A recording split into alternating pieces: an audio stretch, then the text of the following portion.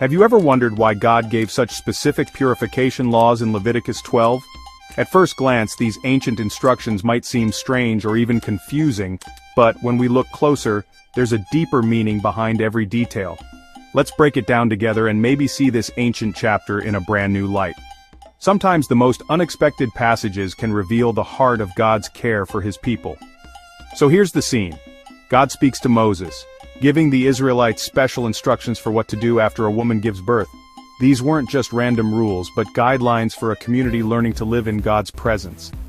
If she has a baby boy, she's considered ceremonially unclean for 7 days, just like during her monthly period. This time allowed her to rest, recover, and be cared for by her family and community.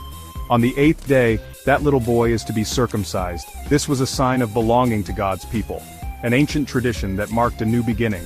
Circumcision was a physical reminder of God's covenant, a promise passed down through generations. But the process doesn't end there. After those first 7 days, the mother waits another 33 days to be purified from her bleeding.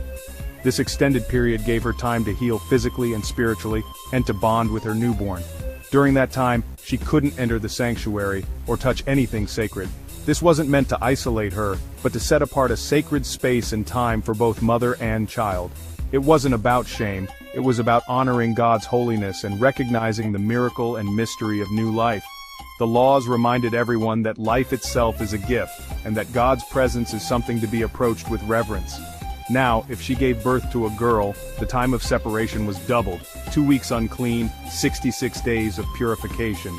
This longer period may seem puzzling, but it emphasized the importance of every birth, and gave extra time for recovery and reflection.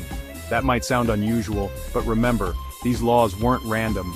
They created space for reflection, healing, and spiritual responsibility.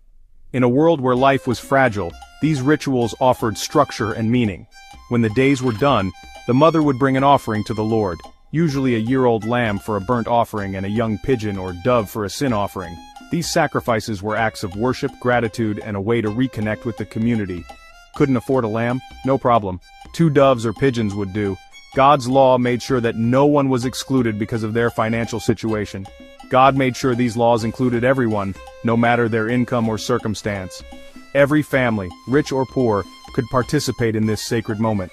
The priest would offer these gifts, making atonement so the woman was declared clean. This ritual marked a new chapter for the family, a return to normal life, and a celebration of God's faithfulness. This wasn't a punishment. It was a way to remember that every new life comes with both joy and responsibility. It's about God's holiness, his care for mothers, and the